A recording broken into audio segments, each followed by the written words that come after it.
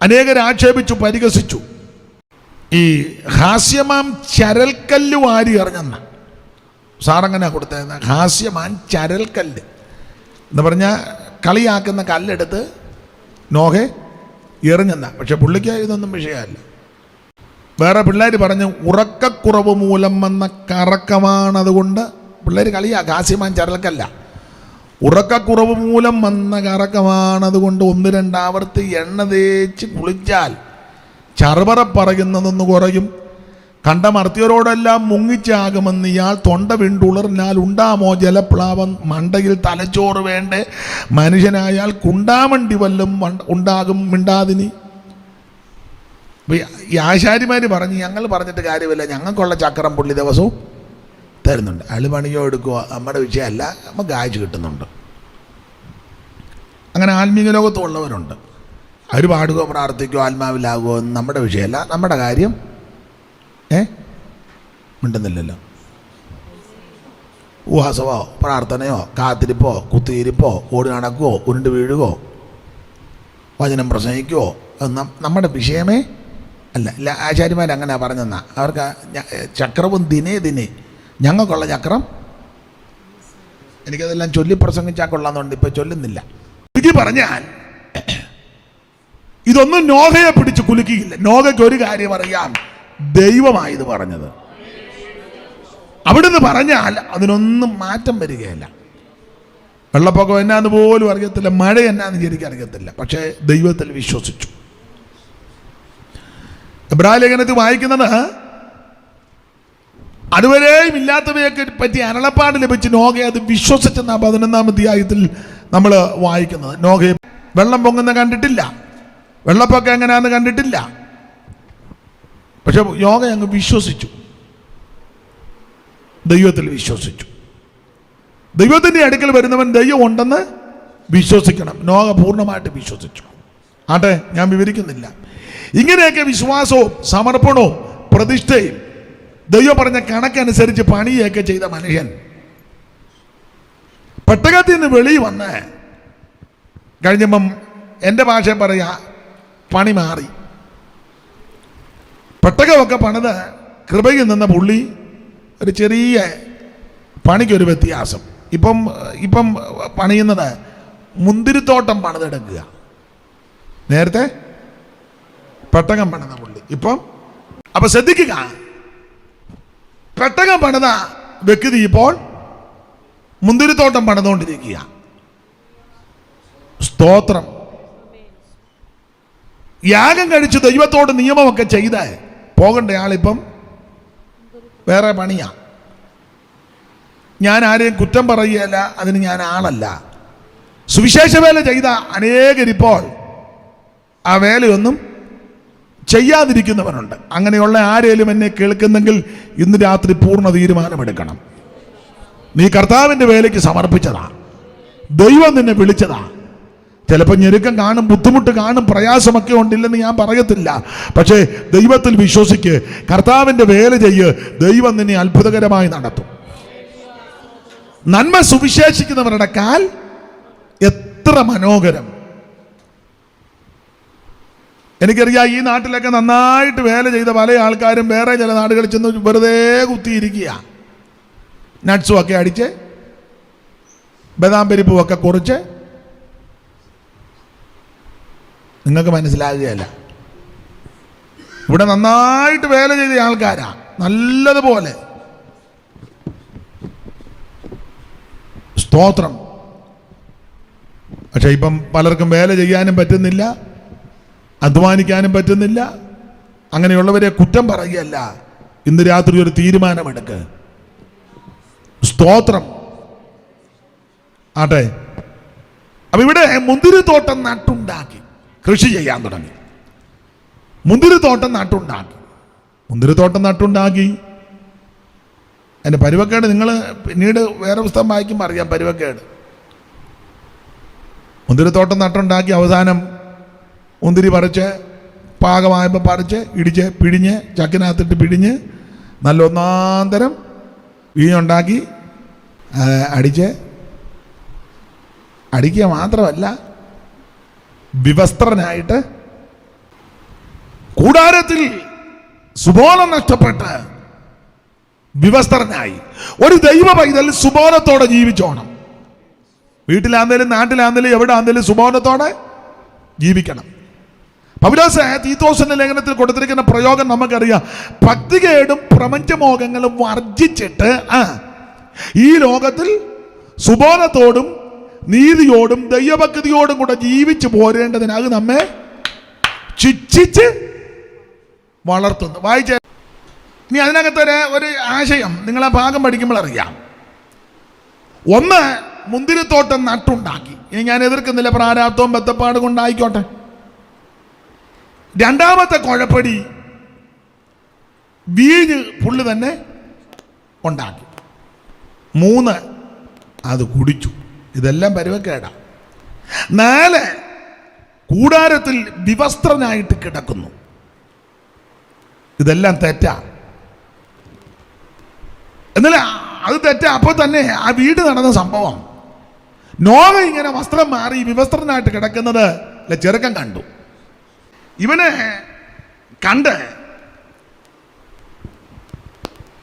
മറ്റ് 2 പേരെയും വിളിച്ച് അറിയിച്ചു. അങ്ങനെ അവിടെ എഴുതിയേക്കുന്നത്. അവനതിലെ വീഞ്ഞു കുടിച്ച് ലഹരി പിടിച്ച് തന്റെ കൂടാരത്തിൽ വസ്ത്രം നീങ്ങിക്കിടന്നു. കനാന്റെ പിതാവായ ഹാം പിതാവിന്റെ നഗ്നത കണ്ട് വെളിയിൽ ചെന്ന്, എന്ന് പറഞ്ഞാൽ ഇവന്റെ കുഴപ്പടിയാണെന്ന് വെച്ചാൽ ഇവൻ ന്യൂസ് കൊടുക്കുന്നവനാ. അങ്ങനെയുള്ള ആൾക്കാര് സഭകൾക്കകത്തുണ്ട്. സഭയ്ക്കകത്തെ കാര്യം വെളിയിൽ ചെന്ന് മിണ്ടുന്നില്ല. അങ്ങനെ ആ വാക്യം നിങ്ങൾ വായിച്ച, നിങ്ങൾ വേറെ പുസ്തകത്തിലായതുകൊണ്ട് ലജ്ജിക്കാതെ വായിച്ച വേറെ പുസ്തകത്തിൻ്റെ കാര്യമല്ലേ. ഞാനിപ്പോൾ ഇവിടെ നിന്ന് എഴുതിയൊന്നും അല്ലല്ലോ. ഈ ചിലരെങ്ങനെ സഭയിൽ വരുന്നെങ്കിൽ സഭയിലെ കാര്യം മറ്റുള്ളവരോട് ചെന്ന്, ചിലരാന്നിങ്ങനെ ഇങ്ങനെ ഇടയും. മറ്റേ പുള്ളി എങ്ങനെയുണ്ട്, അവരുടെ വീട് എവിടെ, അവരുടെ വീട്ടിൽ ആരൊക്കെയുണ്ട്, അവർ എങ്ങനെയാ ജീവിക്കുന്നേ, ഇത് അവരോട് നേരിട്ട് ചോദിച്ചാൽ പോരെ. നീ കുരുക്കും കുഞ്ഞായ്മ ഉണ്ടാക്കേണ്ട ഒരു കാര്യവും മിണ്ടുന്നില്ലല്ലോ നിങ്ങളാരും. നിങ്ങൾ സ്തംഭിച്ചിരിക്കുകയാണോ?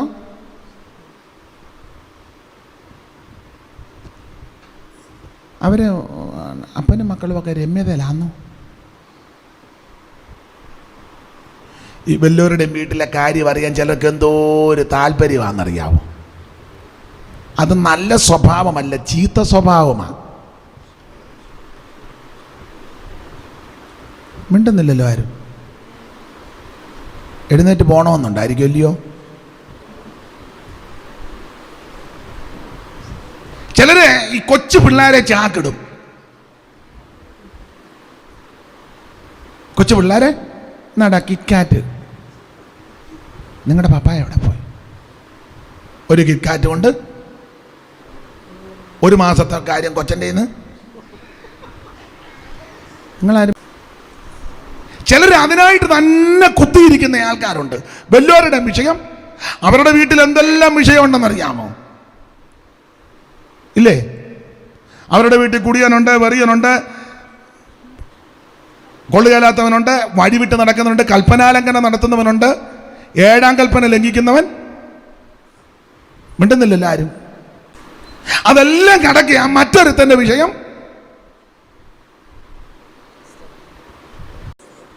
വേണേ ഇപ്പം നിങ്ങൾ പറയാം, വേണേ ആരൊക്കെ ഞങ്ങൾ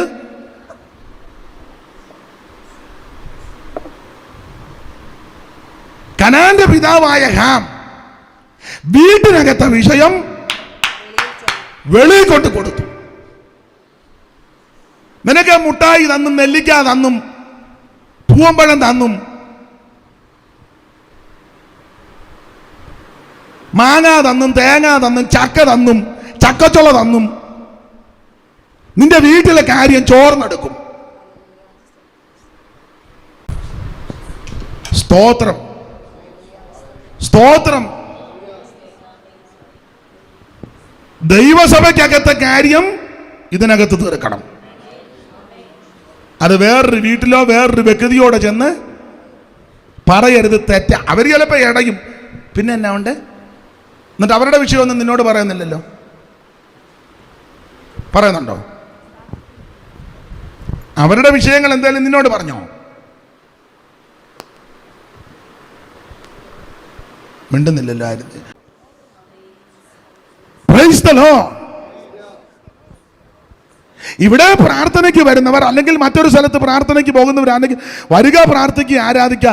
വേറെ ആരുടെയും കാര്യം ആരോടും. ചിലർക്ക് വലിയ ദീനമുള്ളവരുണ്ട്, ഭയങ്കര ദീനവും എണ്ണമുള്ളവരുണ്ട്. മറ്റൊരുത്തൻ്റെ വീട്ടിലെ കാര്യം പണ്ടൊരാൾ പറഞ്ഞ വാകുരിയ വരുകുരിയ വാദപ്പടിമേൽ ഇരുകുരിയ, ചോറ് തരാം, പാല് തരാം, കല്യാണത്തിന് കാശും തരാം. നമ്മളെ നന്നായിട്ട് ഇടയും. അവരുടെ കാര്യം എങ്ങനെ, അവരെങ്ങനെയാ ജീവിക്കുന്നത്? സ്തോത്രം, സ്തോത്രം. ചില കാരണം വലിയവരുടെയും കാര്യം ചർച്ച ചെയ്യുന്നത് ഭയങ്കര ഇഷ്ടമാണ്. അവർക്ക് അമൃത് കഴിക്കുന്നത് പോലെ. അവരുടെ പരിക്കകത്തും വീട്ടിനകത്ത് എന്തെല്ലാം പ്രശ്നങ്ങളാണ്, എന്തെല്ലാം വിഷയങ്ങൾ, ഇഷ്ടം പോലെ വിഷയങ്ങളാണ്. നമ്മൾ അറിയുന്നില്ലെന്നേ ഉള്ളൂ. മുഴുവൻ കുരുക്ക അതിനകത്ത്.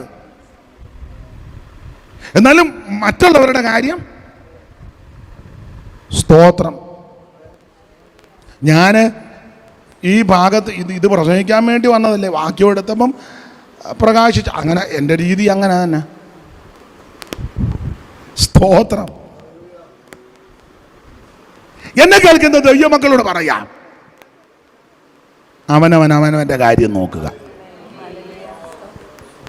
ഈ സഭയിൽ വരിക, പ്രാർത്ഥിക്കുക, ആരാധിക്കുക. സ്തോത്രം. ആട്ടെ, പണ്ടൊരാൾ പറഞ്ഞത് പോയത് പോട്ടെ പോരടി പാപ്പി എന്ന് പറഞ്ഞ പോലെ വന്നത് വന്നു.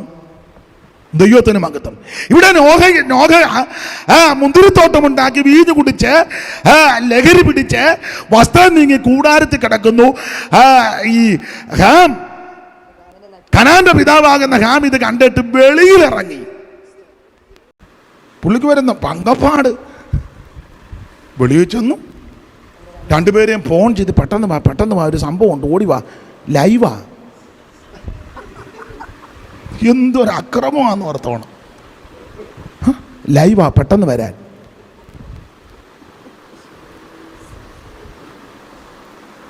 സ്തോത്രം. ഇവൻ വെളിയിൽ ചെന്ന് മറ്റ് രണ്ട് സഹോദരന്മാരെ, അതാ ഇവന്റെ പാപം. പാപത്തിന് കൂട്ടു നിൽക്കുകയല്ല, പാപത്തോട് യോജിക്കുകയല്ല. പക്ഷേ ഒരു വ്യക്തിക്ക് ഒരു ബലഹീനത, ഒരു അപാകത, ഒരു ന്യൂനത വന്നാൽ നീ അത് മറ്റുള്ളവരെ വിളിച്ച് അറിയിക്കുകയല്ല ചെയ്യേണ്ടത്. ഒരു വിഷയം കിട്ടിയ ഉടനെ മിണ്ടുന്നില്ലല്ലോ. എന്നെ എല്ലാവർക്കും എന്തോ. ചിലക്ക് ഒരാഴ്ച എത്ര രൂപയുടെ ചാർജ് ചെയ്യണമെന്നറിയാമോ? കൂടെ കാർഡ് വിളിച്ച് പറയും, ഒന്ന് ചെയ്തേക്കണേ ഒരു 50 രൂപയ്ക്ക്. അതിന് പറഞ്ഞു, ഇന്നലെ ഞാൻ 50 രൂപയ്ക്ക് ചെയ്തതല്ലോടി, നീ പെട്ടെന്ന്. അത് ഞാൻ എല്ലാവരെയും വിളിച്ച് ഇത് ഒക്കുന്നെങ്കിൽ ഇന്നൂടെ ഒരു 50 രൂപയ്ക്ക്. കാരണം സകല കുരുക്ക് ഒപ്പിക്കുന്ന ഇതിനകത്തൂടാ. ചെല്ലു പിന്നെ കുരുക്ക് ഒപ്പിക്കാൻ റബ്ബർ തോട്ടത്തിൽ പോയി നിന്ന് പറയും. അല്ലെ നല്ല വീടാന്ന് ടെറസിൻ്റെ മണ്ടേ കയറും. ഇല്ലേ പറയും, ഒരു കാര്യം ചെയ്യും, ഒരു 11:30 കഴിഞ്ഞ് വിളിക്കാം, അന്നേരം അച്ചായം പണിക്കും പോകും, പിള്ളേർ സ്കൂളിലും പോകും. അന്നേരമാകുമ്പോൾ എന്ത് അത്യാവശ്യ കേസാന്ന് അറിഞ്ഞില്ലേ? ഇവന് പറ്റിയ കുഴപ്പടി അപ്പൻ ചെയ്തത് തെറ്റ്. കുടുംബത്തിന്റെ നാഥൻ ഇത് പാടില്ല. എന്നാൽ മകൻ ഇത് കണ്ടു, അതിന് കൂട്ടുനിൽക്കണമെന്നല്ല. ഇവനത് ഇരുചെവി അറിയാതെ പ്രശ്നം പരിഹരിക്കണ്ടേ? ഇരുചെവി അറിയാതെ പ്രശ്നം അതാ ചെയ്യേണ്ടത്. ഇവനുടനെ അത് ഈ പഴമക്കാരൊരു പഴഞ്ചൊല്ല് പറയും, ചൊറി കുത്തി സമുദ്രമാക്കി. വെറും ഒരു ചൊറിയ ഇത് കുത്തി ഈ ചില സഭയിലൊക്കെ നിങ്ങൾക്കറിയത്തില്ല, ചില സഭയിലൊക്കെ കമ്മിറ്റി ഭയങ്കര അടിയന്തര കമ്മിറ്റി വിഷയം പറഞ്ഞു വരുമ്പോൾ എന്നതാ സാമ്പാറിൻ്റെ കഷണം ചെറുതായിപ്പോയി, അതാ വിഷയം. പാപ്പച്ചായം പറഞ്ഞു മുഴുത്ത കഷണം ഇടാൻ, തങ്കച്ചായം പറഞ്ഞു ചെറിയ കഷണം. ഇതാ വിഷയം, ചെറിയ വിഷയം. ഇത് ചെറിയ വിഷയം ഇങ്ങനെ പറഞ്ഞ് പരത്തി ഇതവിടെ വീട്ടിനകത്ത് പരിഹരിക്കേണ്ട വിഷയമല്ലേ? ഹാം ഇത് കണ്ടു. അപ്പം അവൻ ചെയ്യേണ്ടത് അത് അന്നേരം അങ്ങ് പരിഹരിക്കണം. പരിഹരിച്ച് ചാരുമില്ലാത്തപ്പം അപ്പനോട് പറയണം, അച്ചായൻ എന്തുവാ ഇന്ന് പകല് സംഭവിച്ചെന്ന് വല്ലതും മനസ്സിലാക്കി, ഇനി മേലിൽ ആവർത്തിക്കരുത്. ഞാൻ കണ്ടു, പക്ഷേ അത് ഇനി പാടില്ല, തെറ്റാ. അച്ചായൻ കുടുംബത്തിൻ്റെ നാഥനല്ലേ, ഇത് പാടില്ല. പിന്നെ ജയമു അറിഞ്ഞിട്ടില്ല, യാവത്തും അറിഞ്ഞിട്ടില്ല, ഞാൻ പറയാനും പോകുന്നില്ല, മേലിൽ ആവർത്തിക്കരുത്. അത് അവിടം കൊണ്ട് തീരും. പണ്ട് ഞങ്ങൾക്കൊരു കൊച്ചമ്മയുണ്ടായിരുന്നു, എൻ്റെ അമ്മയുടെ അമ്മാച്ചൻ്റെ ഭാര്യ, മിടുകിയ, നല്ല വിവേകമാണ്. അപ്പോൾ മൂത്ത മകൻ കല്യാണം കഴിച്ച് 8 മക്കളാണ്, 5 ആണും 3 പെണ്ണും. അതിൽ മൂത്ത മകൻ കല്യാണം കഴിച്ച് പഴയ വീടാണ്, ഈ പുല്ല് കിഴക്കനാട്ടിലുണ്ടല്ലോ പുല്ല്, അപ്പോൾ പുല്ല് കൊണ്ട് മേഞ്ഞ വീട്. പക്ഷേ ഇപ്പോൾ ഓർക്കുന്ന കൊച്ചുനാളി അവിടെ പോണ്ട് 3 മുടുത്ത മുറി, പുറകിലൊരു ചാർത്ത്, അടുക്കള, നെടുനീളത്തി ഒരു തിണ്ണയുടെ അങ്ങേ മൂലയ്ക്ക് ഒരു ചെറിയ മുറി, അതായി മൂത്ത മകൻ്റെ മുറി. അപ്പോൾ ഈ വിവാഹം കഴിഞ്ഞ് ഈ അമ്മച്ചി വെളുപ്പിന് എഴുന്നേക്ക് നാമം ജപിക്കും, വിളക്കുമൊക്കെ കത്തിച്ച് അവിടെ ഇരുന്ന് നാമം ജപിക്കും. നാമജപം കഴിഞ്ഞ് ഹിന്ദുക്കളാണ് മുറുക്കും അതിരാവിലെ. അപ്പം അങ്ങനെ അവിടുത്തെ ചിട്ട. അപ്പോൾ ഇളയ മകളുണ്ട്, ഇളയ മകൾ കാപ്പിയിട്ട് അമ്മയ്ക്കും അപ്പനും വീട്ടിലുള്ളവർക്കെല്ലാം കട്ടൻ കാപ്പി, കിഴക്കനാടല്ലേ നല്ല തണുപ്പുമൊക്കെ ഉള്ളതുകൊണ്ട് കട്ടൻ കാപ്പിയൊക്കെ കൊണ്ട് കൊടുക്കും. അപ്പോൾ ഈ മൂത്ത മകൻ വിവാഹം ചെയ്തു, ശിവൻകുട്ടി. വിവാഹമെല്ലാം കഴിഞ്ഞ് പുള്ളിയുടെ മുറിയായി തിണ്ണയോട് ചേർന്ന് ഞാൻ പറഞ്ഞല്ലോ മുറിക്കകത്ത് ഭാര്യയും ഭർത്താവും വിശ്രമിച്ചു. അപ്പോൾ അവിടുത്തെ നടപ്പനുസരിച്ച് പെണ്ണിൻ്റെ വീട്ടിൽ നിന്ന് ഇവിടെ വന്ന് അന്ന് രാത്രി വിശ്രമിക്കുക. അപ്പം അതിരാവിലെ ഇളയ മകൾ പതിവ് പോലെ കാപ്പി ഇട്ടു. കാപ്പിയിട്ട് എല്ലാവർക്കും കൊടുത്തു, അമ്മയ്ക്കും കൊണ്ട് തിണ്ണയെ കൊടുത്തു. അപ്പൻ എഴുന്നേറ്റില്ല. അപ്പം അമ്മയ്ക്ക് തന്നെ കൊടുത്തു. വേറെ 2 അന്നൊക്കെ ഈ കോപ്പ കുപ്പിക്കോപ്പയെന്ന് പറയും, ചെറുത്. അപ്പം കുപ്പിക്കോപ്പയ്ക്കകത്ത് കാപ്പി കൊണ്ടുവന്ന് വെച്ച് മൂത്ത ആങ്ങള കിടക്കുന്ന അവിടെ വലിയ വാദപ്പടിയ അവിടോട്ട് കൊണ്ട് വെക്കാൻ നേരത്ത് അമ്മ ചോദിച്ചു, എന്താ വന്നു? ഇല്ല ചേട്ടൻ്റെ കാപ്പി അതങ്ങ് എടുത്തോണ്ട് പൊക്കോളാൻ പറഞ്ഞു. എന്നാൽ പുള്ളി വിവാഹം കഴിച്ചല്ലോ. എന്നിട്ട് അമ്മ ആ തിണ്ണയിൽ അങ്ങേ മൂലയിൽ എവിടെ ഇരുന്നു. കുറേയേറെ സമയം കഴിഞ്ഞപ്പോൾ ഇവർ 2 പേരും മോനും മരുമകളും എഴുന്നേറ്റ് വന്നു. ദിനചര്യകളെല്ലാം കഴിഞ്ഞു, കാപ്പിയൊക്കെ കുടിച്ചു. എല്ലാം കഴിഞ്ഞ് എല്ലാവരും അങ്ങോട്ടും ഇങ്ങോട്ടും പിരിഞ്ഞപ്പോൾ ഈ അമ്മ മൂത്ത മരുമകളെ അടുക്ക വിളിച്ചു. സ്നേഹത്തിൽ, നല്ല വിവേകമുള്ള അമ്മയാണ്, സ്നേഹത്തിൽ വിളിച്ചു, മോളെ ഇഞ്ഞ് വന്നേന്ന് പറഞ്ഞ്. അപ്പോൾ ഈ പാക്കൊന്ന് വെട്ടിത്തരാൻ പറഞ്ഞു, പാക്ക്. അപ്പോൾ നുറുക്കിക്കൊണ്ടിരുന്നപ്പോൾ ഈ അമ്മ മകളോട് പറഞ്ഞു, പിന്നെ ശിവൻകുട്ടി വിവാഹം കഴിക്കുന്നതിന് മുമ്പ് ഇളയ പെങ്ങൾ കാപ്പിയൊക്കെ ഇട്ട് കൊണ്ട് കൊടുക്കുമായിരുന്നു. അങ്ങനെ ഇവിടുത്തെ രീതിയാണ്, മൂത്താങ്ങളയല്ലേ. അപ്പം ഇനി അത് വേണ്ട, സ്നേഹത്തില്ല, ഇനി മോള് കാപ്പി ഇടണം. വെളുപ്പിന് എഴുന്നേറ്റ് മരുമകൾക്ക് ഗുണദോഷം കൊടുക്കുക, മോള് കാപ്പി ഇടണം. ഇട്ടിട്ട് 4 ഗ്ലാസ് കാപ്പി മതി. 1 നിൻ്റെ ഭർത്താവിന്, എൻ്റെ മൂത്ത മകന്, 1 നിനക്ക്, 2 എനിക്കും അപ്പനും. ബാക്കിയുള്ളവർക്കൊക്കെ ഇളയത്തങ്ങൾ പിന്നിട്ട് കുടിച്ചോളും. മോളിന് എന്നും രാവിലെ 4 ഗ്ലാസ് കാപ്പി, 2 നിങ്ങൾക്ക് 2 ഞങ്ങൾക്ക് അപ്പനും അമ്മയ്ക്കും. അതിന് നാളെ മുതൽ ചെയ്യണം. പിന്നെ അവർ ഇട്ട് കുടിച്ചോളും. പിന്നെ അടുത്ത ഡയലോഗാണ്, പിന്നെ ഈ പറഞ്ഞ കാര്യം നമ്മൾ 2 അറിഞ്ഞാൽ മതി, ശിവൻകുട്ടി അറിയണ്ടെന്ന് പറഞ്ഞു. ഈ പറഞ്ഞ കാര്യം നമ്മൾ 2 അറിഞ്ഞാൽ മതി, അവനും. മരുമകളും മിടുക്കി ആരോടും പറഞ്ഞില്ല. അവസാനം ഈ അമ്മയും മരുമകളുമായിരുന്നു ഭയങ്കര യോജിപ്പ്. ആ അമ്മയുടെ വിവേകവും ആ മരുമകളും അതിന് ഹിതപ്പെട്ടെന്നുള്ളതാണ്. എന്നോടൊരിക്കൽ പറഞ്ഞ് ഞാൻ മരണം വരെ പറഞ്ഞിട്ടില്ലായിരുന്നെന്ന്. എന്ത് പിള്ളേരുടെ എന്ത് നല്ല തന്മയത്തമായിട്ട് പ്രശ്നം ഇല്ലേ? നിങ്ങൾക്ക് മനസ്സിലാകാഴിയാണോ? പിന്നെ നിങ്ങൾ വല്ലാതിരിക്കുന്ന മനസ്സിലാകാത്ത രീതി. അയാളെന്താ എന്ന് പറയുന്നത്? ആ കാപ്പി ഇട്ട് എത്ര എന്നാന്ന് പ്രശ്നം പരിഹരിച്ചത് കണ്ടോ? ആ വീട്ടിൽ അലോഹ്യം ഉണ്ടായില്ലല്ലോ. മരുമകള് അമ്മായിയമ്മയുടെ കുടുംബചരിത്രം ഒന്നും നിങ്ങൾ കൂടുതൽ പിടയ്ക്ക് വന്ന വേണ്ട. നിങ്ങളുടെ ചരിത്രം ഞാൻ വന്നപ്പോഴേ അപ്പുറത്തെ തങ്കമ്മ എന്നോട് പറഞ്ഞു തന്നു. പിന്നെ നിങ്ങൾ കൂടുതൽ ചിടയ്ക്ക് വന്നും നിങ്ങളുടെ ചരിത്രം ഞാൻ വന്ന് ഞാൻ അവിടെ ചില കടുക് മേടിക്കാൻ പോയത്. അന്നേരം നിങ്ങളുടെ ചരിത്രം നാട്ടുകാരെല്ലാം എന്നോട് പറഞ്ഞു. എന്നെക്കൊണ്ട് അധികം വിളമ്പിക്കരുത്. അല്ല, മരുമകളുടെ ഡയലോഗാ. നിങ്ങൾ വല്ല അങ്ങനെ പറഞ്ഞിട്ടുണ്ടോ?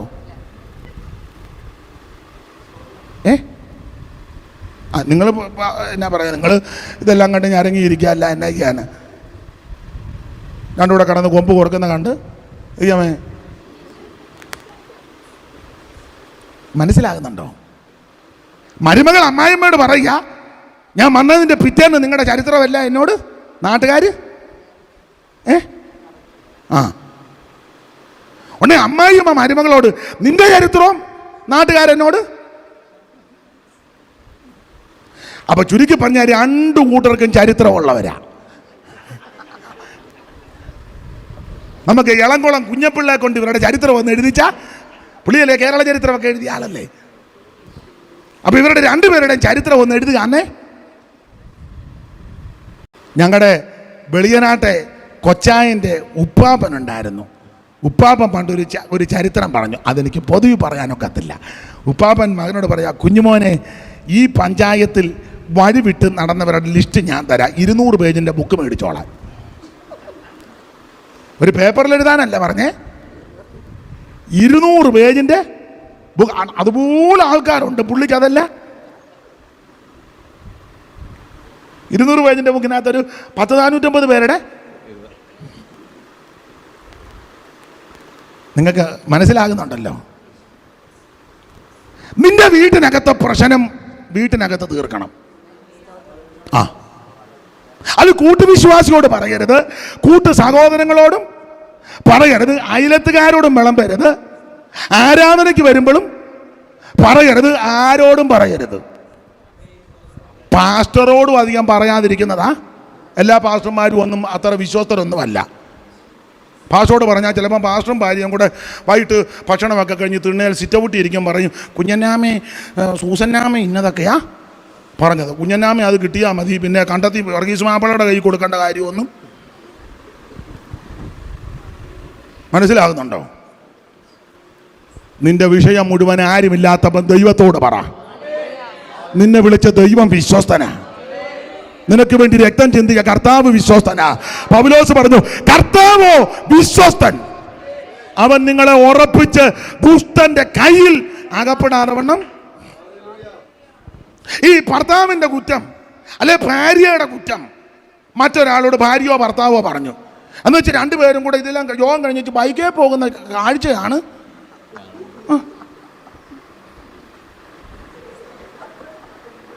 കയറി ഒരു ഇരിപ്പ് ഇരുന്നാച്ചു. അന്നേരം പുറകോട്ട് നോക്കി, നീ എന്തിനാ ഇതിനകത്ത് ഇല്ലേ ഞാണ്ടിരിക്കും പോലെ അള്ളിപ്പിടിച്ച്. മനസ്സിലാകുന്നുണ്ടോ?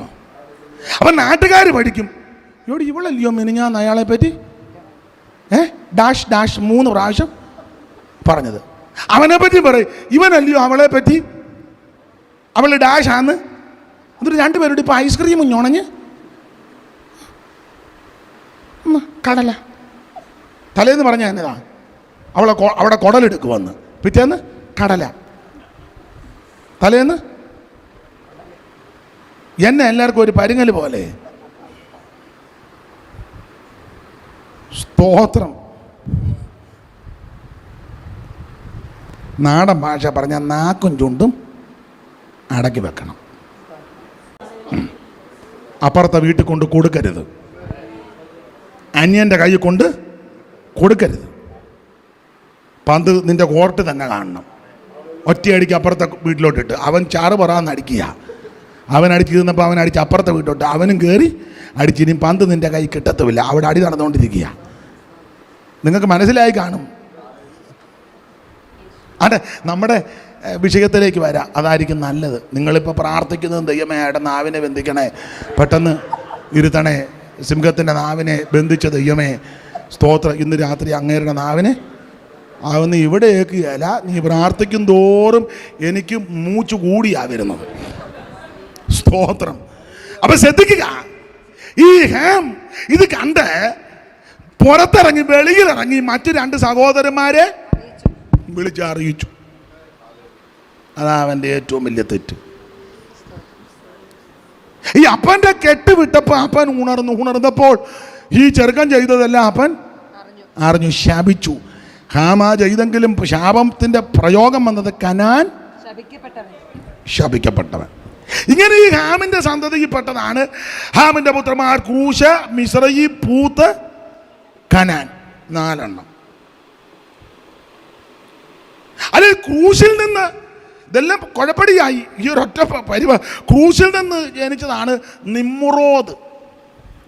അവനാണ് ലോകത്തിലെ ആദ്യത്തെ നായാട്ട് വീരൻ. അങ്ങനെ ഒരപ്പനൊപ്പിച്ച മെനകേട്. സ്തോത്രം. നിമ്രോദ്. പിന്നെ അതിന് സെമിറാമീസ് അറിയാമല്ലോ, കൊച്ചൻ തമ്മൂസ്. ആ തള്ളയും കൊച്ചും കൂടെ ആ നിൽക്കുന്ന ബാബിലോണിയ മതം. അതാ ഇവിടെ എടുത്ത് വെച്ച് അമ്മയും കൊച്ചുവാന്നും പറഞ്ഞ് ഇവിടെ കിടന്ന് ഈ കളിയെല്ലാം കളിക്കുന്നത്. തമ്മൂസും സെമിറാമീസും. ആട്ടെ, ആ ഭാഗത്തേക്കൊന്നും ഞാൻ പോകുന്നില്ല. കുഴപ്പടി കണ്ടോ, എന്തെല്ലാം പ്രശ്നങ്ങളാണ്. സ്തോത്രം. അങ്ങനെ ആ സൂര്യാരാധന, വഴിവിട്ടുള്ള ജീവിതം,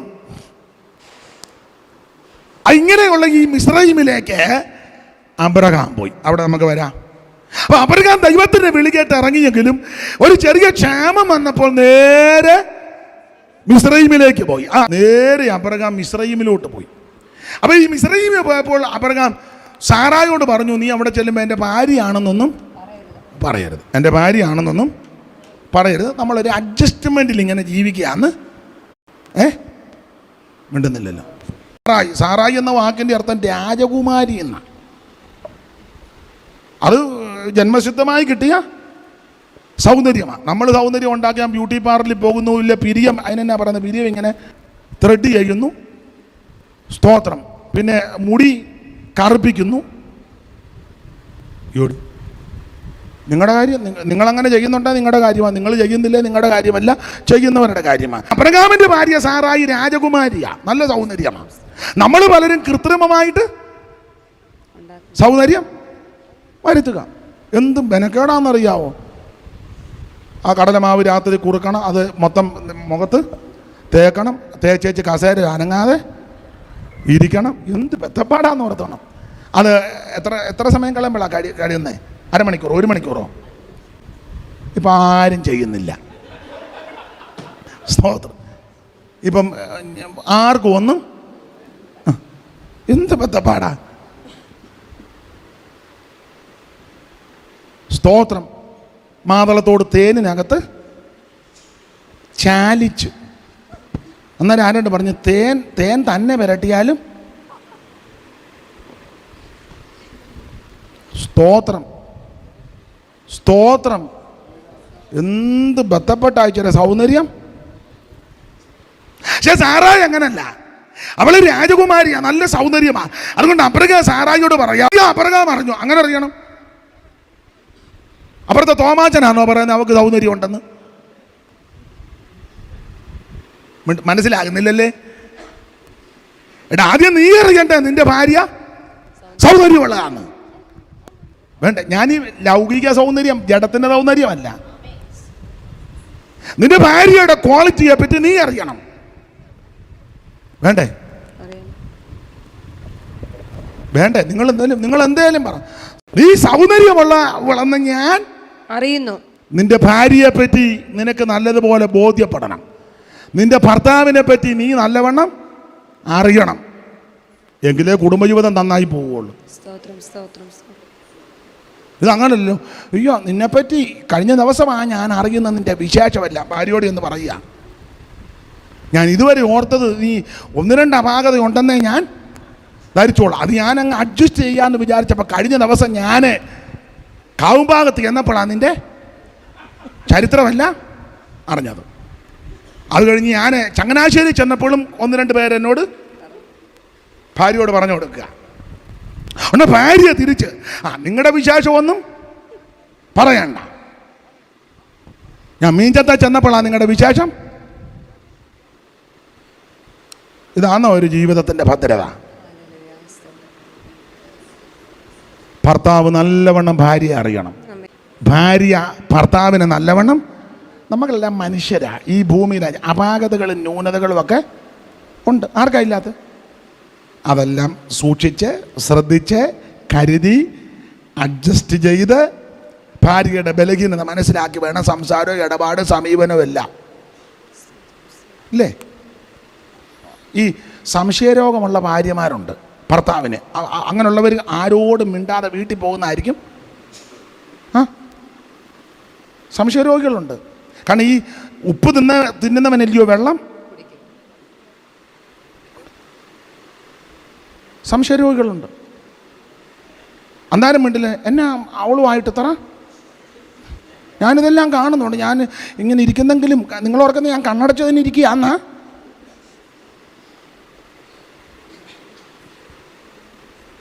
അപ്പം അങ്ങനെയുള്ള ഒരു അപാകതയുള്ള സ്ത്രീയാണെങ്കിൽ ഭർത്താവ് കഴിവിൻ്റെ പരമാവധി അങ്ങനെയുള്ളവരോട് മിണ്ടാതെ. അലോഗ്യം ഉണ്ടാകാതിരിക്കണ്ടേ? വെച്ച കഞ്ഞി കുടിക്കണ്ടേ?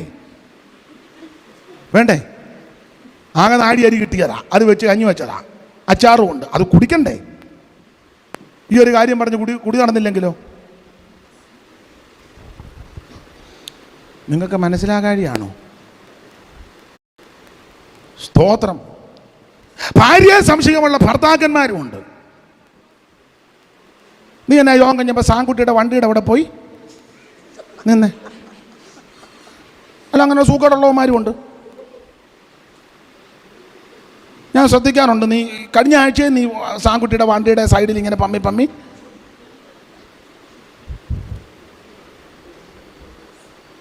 രക്ഷപ്പെടുകയല്ല. അതെ, ഞാൻ ഇങ്ങനെ പറഞ്ഞാൽ അങ്ങ് പോകും. ദൈവത്തിന് മഹത്വം. നീ സൗന്ദര്യമുള്ളവളെന്ന് ഞാൻ അറിയുന്നെന്ന്. അടുത്ത വാക്യം. എനിക്ക് ഈ തിരുവല്ലായി തല ഉയർത്തി കാവാലത്തോ തിരുവല്ലായിലോ റാന്നിയിലോ എന്തോ നമ്മുടെ സ്ഥലത്തിൻ്റെ പേരിന് അളായിക്കാടോ വെള്ളാപ്പള്ളിയിലോ തല ഉയർത്തി നീ പോകുന്നതൊന്നും എനിക്ക് വിഷയമല്ല. പക്ഷെ എൻ്റെ പെടലി. സ്തോത്രം, സ്തോത്രം, സ്തോത്രം.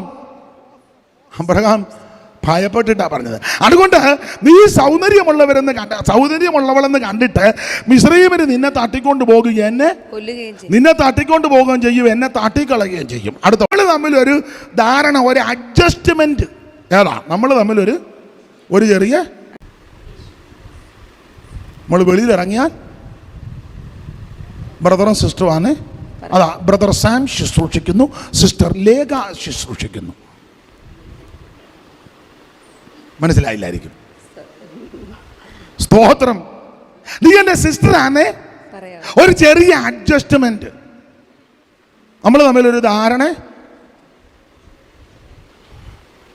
സ്തോത്രം. അങ്ങനെയുള്ളവരുണ്ട് കേട്ടോ, ധാരണയുള്ളവരുണ്ട്. എനിക്ക് ഒരു പാസ്റ്ററേയും ഭാര്യയും അറിയാം, പേരൊന്നും ഞാൻ പറയത്തില്ല. ഭയങ്കര ധാരണക്കാരാ. ഇങ്ങനെ ഞങ്ങളിരിക്കുമ്പോൾ എന്തെങ്കിലും വർത്താനം പറയുമ്പോൾ എന്തേലും ഒരു ട്യൂണ് മാറ്റി പറയുമ്പോൾ അവർ അടുക്കള ഇരുന്ന് ഗ്ലാസ് താഴോട്ടിടും. അന്നേരം പുള്ളിക്ക് മനസ്സിലാകും ആ വിഷയം അവിടെ. അത് അവരുടെ ഒരു ധാരണയാണ്. സ്തോത്രം. പുള്ളി ഇച്ചിരി വിടുവായല്ല, പുള്ളി അങ്ങ് പറയും. അന്നേരം ഇവർ സഭയിലെ കാര്യമോ അല്ലെ സെൻറ്ററിലെ കാര്യമോ ഒക്കെ ആയിരിക്കും പുള്ളി ഇത് പറയുന്നത്. അവർക്ക് എപ്പോഴും വന്ന് അടുത്തിരുന്ന് അച്ഛാ പറയരുത് അച്ഛാന്ന് പറയാൻ പറ്റുമോ? അപ്പോൾ അവർ തമ്മിൽ നേരത്തെ ധാരണ. നിങ്ങൾ എന്തേലും വഴി വിട്ട് പറഞ്ഞാൽ ഞാൻ അന്നേരം പാത്രമോ സ്റ്റീൽ താഴെ കിട, അന്നേരം നിങ്ങൾ അവർ തമ്മിൽ നേരത്തെ ഒരു അഡ്ജസ്റ്റ്മെൻറ്റാണ്. സ്തോത്രം. വേറൊരാളുണ്ടായിരുന്നു, ചുമയ്ക്കും. എന്നാലും അവർക്ക് മനസ്സിലാകും അവർ തമ്മിലുള്ള ധാരണയാണ്. അതുകൊണ്ട് അബ്രഹാം സാറായിയോട് പറഞ്ഞു, പിന്നെ നീ ഇവിടെ ഈ ദേശത്ത് പാർക്കുമ്പോൾ എൻ്റെ സിസ്റ്ററാണ് എന്ന് പറഞ്ഞാൽ നമ്മൾ തമ്മിൽ ഒരു അഡ്ജസ്റ്റ്മെന്റ് വേണം മിസ്രൈമിൽ ജീവിക്കാൻ. ഞാനിനി അതിനകത്തെ ആത്മീയ പാഠം പറയാം. ആത്മീക ജീവിതത്തിന് അഡ്ജസ്റ്റ്മെന്റ് പാടില്ല. എന്ന് പറഞ്ഞാൽ സ്വർഗത്തിൽ പോകാൻ അഡ്ജസ്റ്റ്മെന്റ് നടക്കത്തില്ല. സ്വർഗത്തിൽ പോകാൻ ഒറ്റ വഴി യേശു ക്രിസ്തു, ഒറ്റ വാതിൽ യേശു ക്രിസ്തു, ഒരേ ഒരു മാർഗം, രക്ഷാമാർഗം. ഇതിനപ്പുറം വേറൊരു വഴിയില്ല. ഒരു മധ്യസ്ഥനും സ്വർഗത്തിൽ കൊണ്ടുപോകത്തില്ല, ഒരു പുണ്യവാളനും സ്വർഗത്തിൽ കൊണ്ടുപോകുകയല്ല, ഒരു ഇടനിലക്കാരനും നിന്നെ സ്വർഗത്തിൽ കൊണ്ടുപോകില്ല. ഞാൻ തന്നെ വഴിയും സത്യവും ജീവനുമെന്ന് യേശു അരുളി ചെയ്തിരിക്കുക.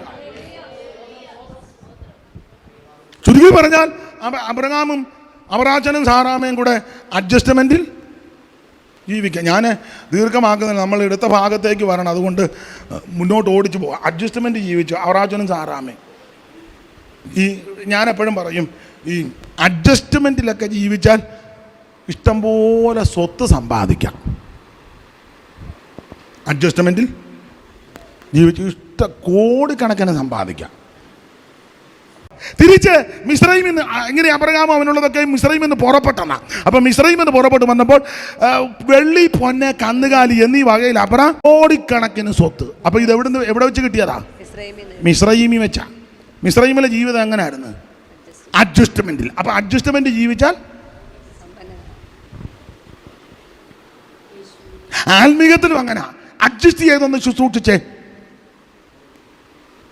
ആളും കൂടും. ഇഷ്ടം പോലെ ആൾ, സഭയിൽ ഇഷ്ടം പോലെ അഡ്ജസ്റ്റ് ചെയ്യണം. ഇച്ചിരി ഇടാ, ഇച്ചിരി കുടിക്കുക, ഇച്ചിരി വലിക്കുക, ഇച്ചിരി കാണാം, ഇച്ചിരി ചെയ്യുക, ഇച്ചിരി പറയാം, ഇച്ചിരി എല്ലാം കണ്ടമാനമാകരുത്, എല്ലാം കൺട്രോളിലായിരിക്കണം. ഒരു പാക്കറ്റ് സിഗരറ്റ് മേടിച്ചാൽ 2 എണ്ണമേ നീ യൂസ് ചെയ്യാവുള്ളൂ. ബാക്കി പറ. ഇവിടെ മിണ്ടുന്നില്ല നിങ്ങൾ.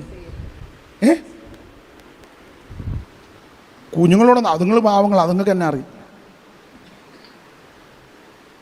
നുണയും കൊതിയും പറഞ്ഞാലും അടിയുണ്ടാക്കുന്ന തരത്തിൽ പറയരുത്. ഒരു ചെറിയ വഴക്കിനുള്ളതേ വെച്ച് കൊടുക്കാവുള്ളൂ. അഡ്ജസ്റ്റ്.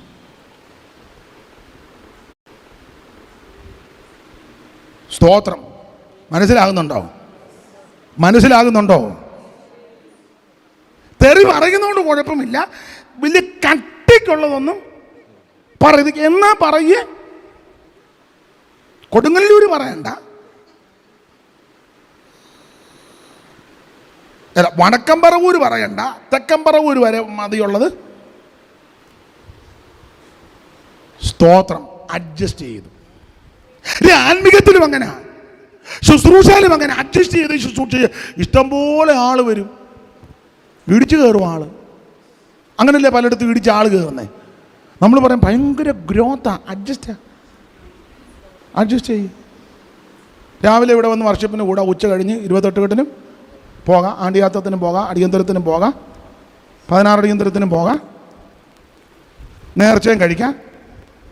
സകല കേസിനകത്തും സൺഡേ ഇവിടെ വരണമെന്നേ ഉള്ളൂ. സൺഡേ വരണം. സ്തോത്രകാഴ്ചയുടെ സമയത്ത് മസ്റ്റായിട്ട് ഒക്കുന്നെങ്കിൽ ചെക്ക് എഴുതിയിടുന്നതാണ് കുറച്ചുകൂടെ നല്ലത്. അത് കഴിഞ്ഞ് എവിടെ വേണേലും താവും. അങ്ങനല്ലേ ഉപദേശം എല്ലാം കൂടെ കടുപ്പിച്ചപ്പം എല്ലാവരും പൊഴിഞ്ഞു പോവുക. അപ്പോൾ യേശു ചോദിച്ചു, കഴിഞ്ഞ ആഴ്ച ഒത്തിരി ആളുണ്ടായിരുന്നല്ലോ യോഗത്തിന്, ഈ ആഴ്ച നമ്മളാണ്ട കബർനഹൂമിലെ യോഗത്തിന് ഭയങ്കര ആളായിരുന്നു. പെരയ്ക്കകത്തിരിക്കാൻ പോലും ഒരുത്തിന് ഞാൻ ഓട് പൊളിച്ച താഴോട്ട് എന്തോ ആളായിരുന്നു. പക്ഷെ നമ്മൾ ഈ കഴിഞ്ഞ ദിവസത്തെ യോഗത്തിന് വളരെ തുച്ഛമായിരുന്നല്ലോ. ആ കടൽക്കരയിലെ യോഗത്തിന് ശേഷിച്ചത് തന്നെ 5000, 12 കോട്ടയ്ക്കകത്ത് 5000 പേര് കഴിച്ചു. കഴിഞ്ഞ ആഴ്ച ആൾ കുറേ. അപ്പോൾ ഇങ്ങനെ ആൾ കുറയുക എന്ന് പറഞ്ഞപ്പോൾ എൻ്റെ ഭാവനയാണ്, ശിഷ്യന്മാർ പയ്യെ കർത്താവിനോട് പറഞ്ഞു, ആൾ കുറഞ്ഞെന്ന് പറഞ്ഞാൽ ആളൊന്നും ചത്തിട്ടില്ല, ആൾക്കാരെല്ലാം ഇപ്പോഴും ഫലസ്തീനിൽ ഉണ്ട്. പിന്നെ ഇങ്ങനെ പ്രസംഗിക്കുകയാണെങ്കിൽ ആൾ കുറയും, മിക്കവാറും ഞങ്ങളും പോകാൻ സാധ്യത. ഇങ്ങനെയൊക്കെ ഇനി മുമ്പോട്ട് പോകാനുള്ള താല്പര്യമാണെങ്കിൽ ഈ വണ്ടി അധികം നാൾ. അപ്പം കർത്താവ് പറഞ്ഞ്, എന്നാ ഞാൻ പ്രസംഗം റൂട്ട് മാറ്റാമെന്നല്ല പറഞ്ഞത്. അതാ എന്നാ ഞാൻ എല്ലാവരും ഒന്ന് പിള്ളേരുടെ ഭാഷ പറഞ്ഞ സുഖിപ്പിച്ച് അഡ്ജസ്റ്റ് ചെയ്ത് പ്രസംഗിക്കാമെന്നല്ല പറഞ്ഞത്. നിങ്ങൾക്കും പോകാൻ മനസ്സില്ലയോ? ഇവിടെ ഇതാ നിങ്ങൾക്കും പോകാൻ മനസ്സില്ലയോ? അപ്പോൾ ആ ടീച്ചർ ചാടി കയറി മാറി പറഞ്ഞു, അയ്യോ നിത്യജീവൻ്റെ മൊഴികൾ നിന്റെ പക്കല. ഞങ്ങൾ അപ്പം തിന്നാൻ വന്നതല്ല, വണ്ടി കിട്ടുമെന്നോർത്ത് വന്നതല്ല, വള്ളം കിട്ടുമെന്നോർത്ത് വന്നതല്ല, വീട് കിട്ടുമെന്നോർത്ത് വന്നതല്ല, ഭൗതികമായിട്ടൊന്നും കിട്ടുമെന്നോർത്ത് വന്നതല്ല. ഞങ്ങളതിന് എതിരല്ല. തരുന്നെങ്കിൽ ഓക്കെ, സ്തോത്രം. അതല്ല ഞങ്ങളുടെ ഉന്നം. ഞങ്ങളുടെ ഉന്നം നിത്യജീവന്റെ മൊഴിയാണ്. Praise the Lord. നിത്യജീവന്റെ മൊഴിയാ. അത് നിന്റെ പക്കലാ. നിന്നെ വിട്ടു പോകാൻ ഞങ്ങളോട് പറയരുത്. ഇന്ന് രാത്രി എന്നെ കേൾക്കുന്ന ദൈവത്തിന്റെ പൈതലേ, നിത്യജീവന്റെ മൊഴി തപ്പി നിത്യജീവന്റെ മൊഴിക്കിറങ്ങിയ നിന്നെ ദൈവം കൈവിടത്തില്ല. നിനക്കൊരു ദോഷവും വരികയില്ല. അരിഷ്ടനും മനസ്സ് തകർന്നവരും എന്റെ വചനത്തിങ്കൽ വിറയ്ക്കുന്ന മനുഷ്യനെ കടാക്ഷിക്കുന്ന ദൈവമുണ്ട്. നിത്യജീവന്റെ മൊഴി വിശ്വസിക്കുന്നവർ, നിത്യജീവന്റെ മൊഴി കേൾക്കാൻ വരുന്നവർ, വചനത്തിന്റെ സത്യം ഗ്രഹിക്കുന്നവർ, ഉപദേശി ഐക്യത്തിൽ നിൽക്കുന്നവർ, സത്യവചനത്തെ യഥാർത്ഥമായി പ്രസംഗിച്ചാൽ, അതിനെ ഗ്രഹിച്ചാൽ, അത് ആചരിച്ചാൽ ദൈവം നിനക്ക് ദോഷം വരികയില്ല. നിന്റെ സന്തതിക്ക് ദോഷം വരികയില്ല. നിനക്കൊരു അനർത്ഥവും വരികയില്ല. യഹോവ ഒരു ദോഷവും തട്ടാതെ നിന്നെ പരിപാലിക്കും. അവൻ നിന്റെ പ്രാണനെ പരിപാലിക്കും. യഹോവ നിന്റെ ഗമനത്തെയും ആഗമനത്തെയും ഇന്ന് മുതൽ നിനക്ക് പരിപാലിക്കും. പകൽ സൂര്യനെങ്കിലും രാത്രി ചന്ദ്രനെങ്കിലും നിന്നെ ബാധിക്കത്തില്ല. ഒരു അനർത്ഥവും നിനക്ക് ഭവിക്കത്തില്ല. ഒരു ബാധകം നിന്റെ കൂടാരത്തിൽ അടിക്കത്തില്ല.